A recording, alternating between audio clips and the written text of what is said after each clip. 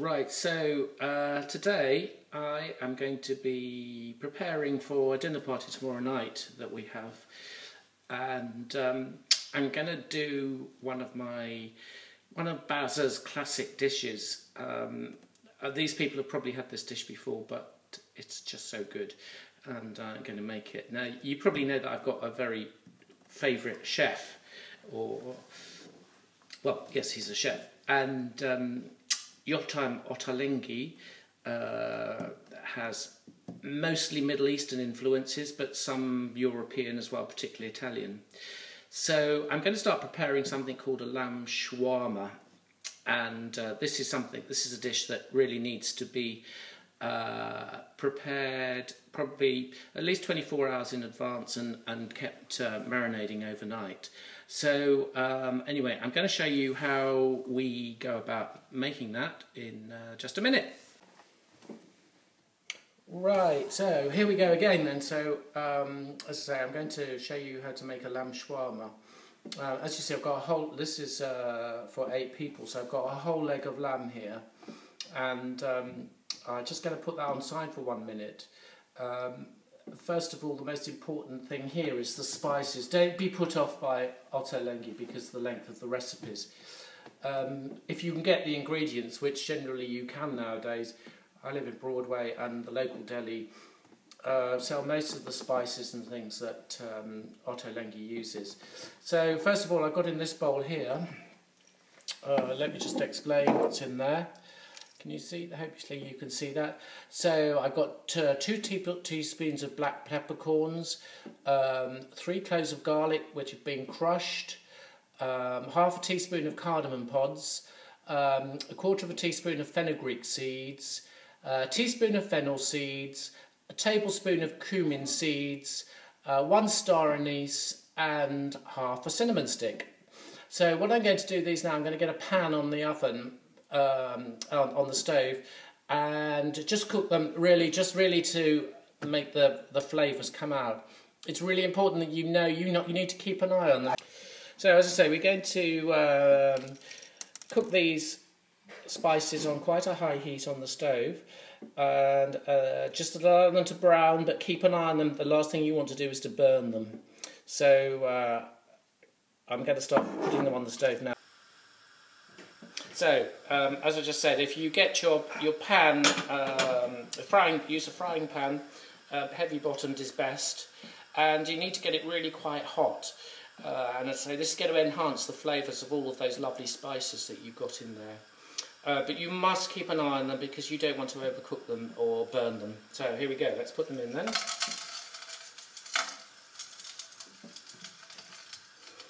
Something you can't appreciate in here is the wonderful smells that this gives out in the pan while they're coming out.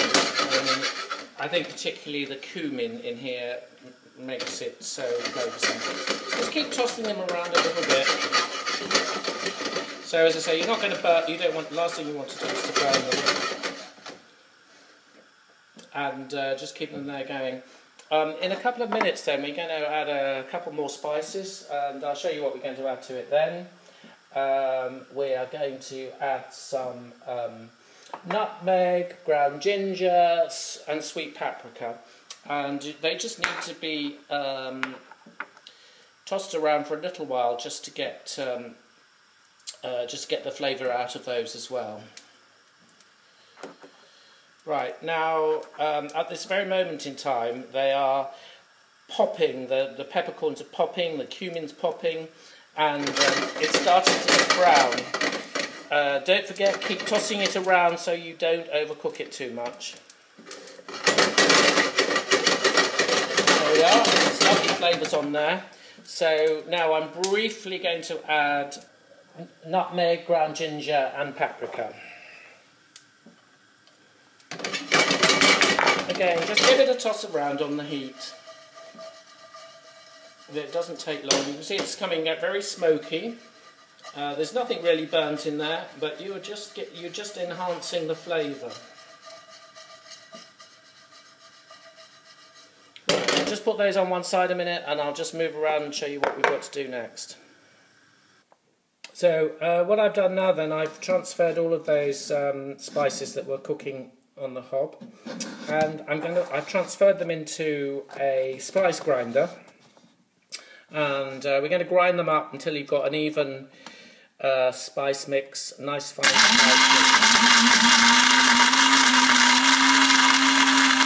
It doesn't take too long to do this, but bearing in mind you've got a whole cinnamon stick up there in there, so probably take a little bit longer than normal.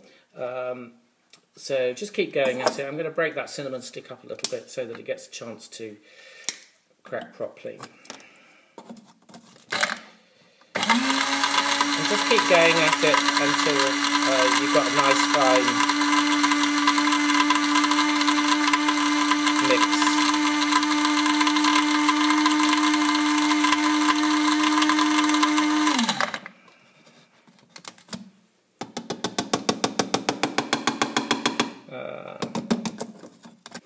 Right, so now I'm transferring all of these lovely spices into a sort of medium-sized bowl. It doesn't have to be too enormous. In here then I have a tablespoon of sumac. Sumac is a Middle Eastern spice again that you can sort of get in most places now. It's fairly readily available. I've got 3/4 of a tablespoon of Maldon sea salt, 25 grams of fresh ginger which has been grated on the top as you can see there, and 3 garlic cloves which have been crushed. So I'm going to mix all of those in with that spice mix there, and then you just add to the rest of the ingredients, which is 40 grams of chopped coriander here, and with this you're using all the stalks, you're using every bit of the coriander, all the stalks and leaves as well, and so that's 40 grams of that going in there. You don't need to worry about chopping it too fine, it only needs to be roughly chopped like this. And then I'm going to add 60 millilitres of lemon juice and 120 millilitres of groundnut oil. You can use whatever oil you want really. I mean, if you really want to use olive oil then that's fine, but for this occasion I'm using groundnut oil. So there we are, that's all your spice ingredients on there. And now we're going to give it a good stir around. Get it well mixed up.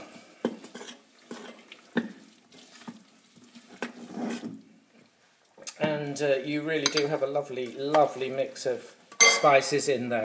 So having given the spices in there a jolly good mix, the next little thing we're going to do is we're going to deal with this fella here.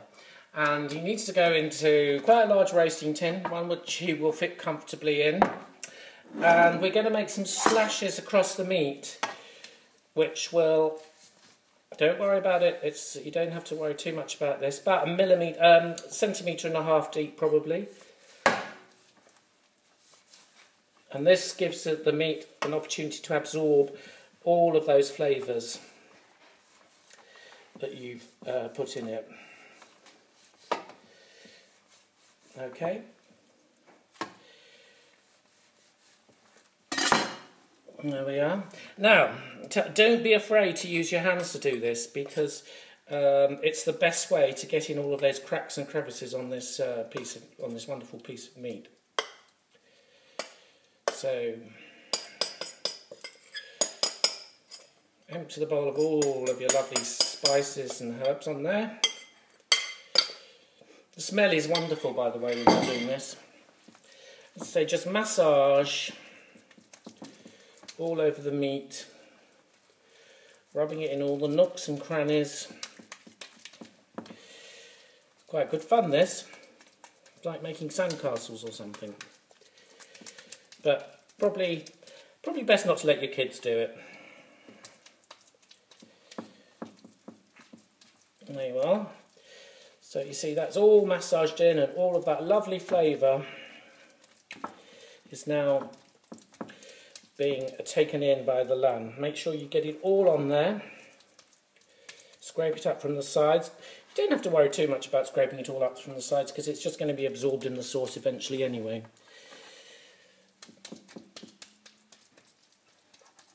But just massage it well in. all the nooks and crannies. And there we go. So what we're going to do now, I'm going to wash my hands. And then we're going to cover it with some tin foil. And the best thing is you need to leave it as long as you possibly can then. I mean, this is going to settle overnight really. And I'm going to leave this until tomorrow. As I say, cover it over with tin foil.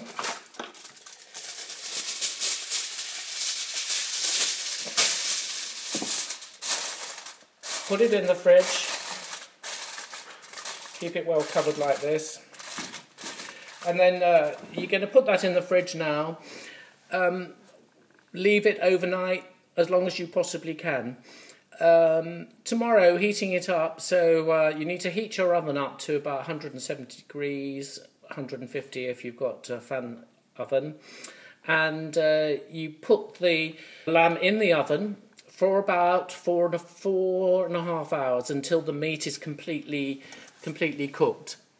It should be completely tender. After about 50 minutes of roasting, add about a cup of boiling water to the pan and use this liquid to baste the meat every hour or so. And you can keep adding water as long as you need to.